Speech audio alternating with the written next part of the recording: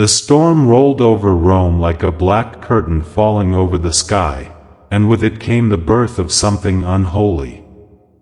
Inside the dim halls of a Roman hospital, Ambassador Robert Thorn paced alone. The air was thick with silence, broken only by the muffled thunder and the distant cries of newborns echoing from delivery rooms. But Thorn heard none of it. His mind raced with terror. He had been summoned with urgency, told there had been complications. That word lingered in his ears like a knife, sharp, vague, and deadly. The priest was the first to appear, a soft-shoed figure in black, his face shrouded in calm. "Mr. Thorn," he said gently, "your child did not survive." Robert staggered, gripping the windowsill for support. Outside, the storm cracked open the heavens. He had feared this moment, the pain it would cause Katherine, his wife, the devastation of losing a child before even holding it. But before grief could fully flood in, the priest spoke again. "There is another way." The words hung heavy in the air. Another way? The priest led him through the winding corridors, past curtained beds and hushed nuns, until they reached a small nursery tucked away in the hospital's oldest wing. There, in the cradle of sterile blankets and glowing under the weak light, lay a newborn, alive, crying, beautiful. His mother died in childbirth. No family. No records.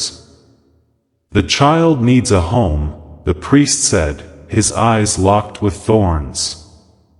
"God's work, perhaps." Robert stared at the child, torn between sorrow and shock. The idea felt wrong, and yet impossibly right. Katherine had yearned for a child, dreamed of it, wept for it. She didn't have to know the truth. "Take the child as your own," the priest urged. "Say nothing. It will save her life." In the quietest moment of his life, Robert Thorn made the darkest decision he would ever face. The birth certificate was signed. The switch made. No questions asked. Just like that, the stillborn child vanished into silence, and the living child, a stranger, was now Damien Thorn, son of Robert and Katherine. When Katherine awoke, pale and exhausted, Robert held the infant in his arms with practiced warmth. "He's perfect," he whispered, his voice trembling. "He's ours." She wept, believing her son had survived.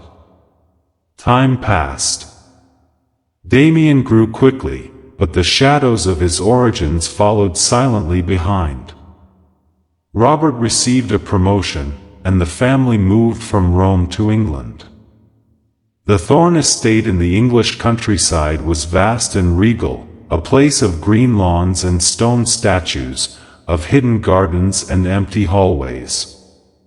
It was the perfect setting for a powerful man and his picture-perfect family. But perfection, as always, hides its cracks. Katherine doted on Damien, at first.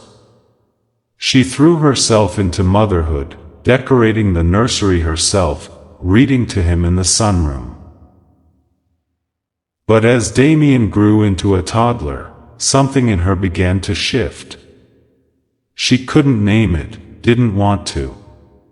It wasn't that he was cruel or disobedient. He rarely cried, rarely fussed. But there was something unnatural about his silence, his stillness. When she looked into his eyes, Katherine sometimes felt the hairs on her arms rise. Damien's 5th birthday arrived with fanfare. The garden bloomed. Guests arrived. A clown entertained the children, and a photographer snapped cheerful pictures. A large black Rottweiler lingered at the edge of the property, watching. Katherine had planned the day for weeks. Robert watched his wife laugh, watched Damien ride a pony, and for a moment, he believed everything might be normal. The past could stay buried. But fate has a cruel way of tearing down the walls we build. The evening of Damien's birth had become a fading shadow in Robert's mind, yet it clung to him like smoke. He was a man practiced in diplomacy, in the art of silence, and in hiding truths behind tailored smiles. But there were moments, late at night, when Katherine and Damien had gone to bed, where the weight of what he had done pressed down like a stone on his chest.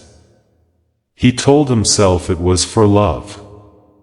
That lie, at least, he could still believe. The child was thriving. Damien had none of the health concerns that plague children born in secrecy. No early fevers, no signs of distress. In fact, he was strangely robust. At 2, he no longer cried when he scraped his knee. At 3, he stopped reacting to pain at all. When he fell, he would look around, not for comfort, but to see if anyone noticed. It was Katherine who first mentioned the dog. "There's always this huge black dog at the edge of the property," she told Robert one evening, her voice tight. "It just stands there, watching the house. No collar. No barking." Robert frowned. "Have security deal with it. They've tried. It's never there when they go looking." One night, while Robert worked late in his study, Katherine stood outside Damien's room, listening. The boy was inside, humming to himself. A low, tuneless hum, rhythmic, hollow. Her hand hovered over the doorknob. Something stopped her from opening it. She never quite understood why. Inside the nursery, Damien stared at the mirror in the dark. His face was blank, but his eyes were wide, almost glowing in the moonlight.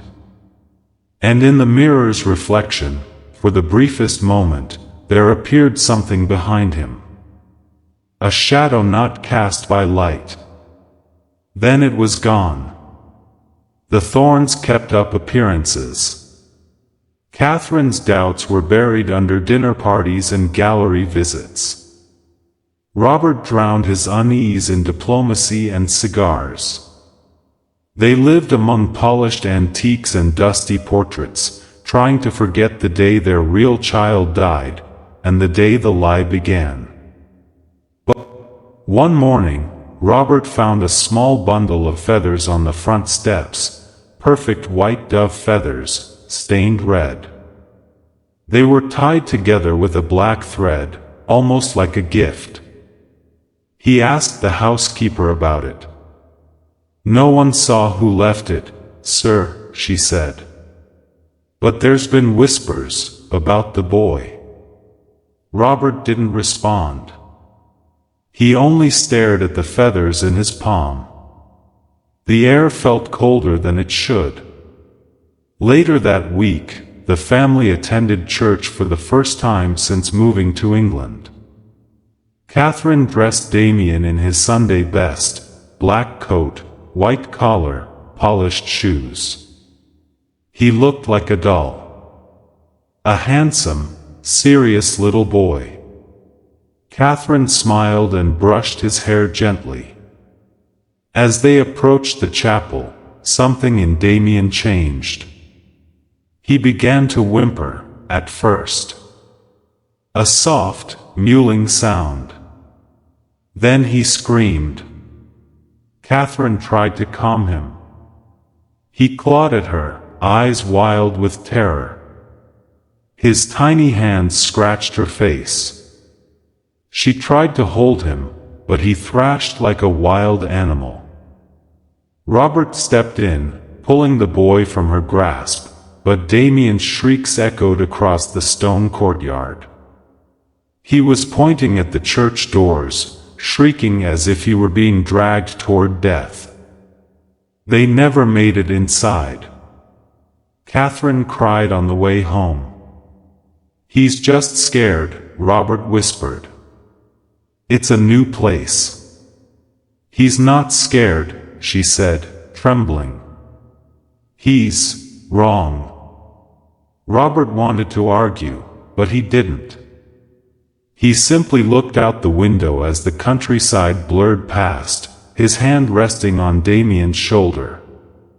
The boy was calm now, staring blankly ahead. Behind them, in the distance, the black dog stood in the road, watching the car disappear into the mist.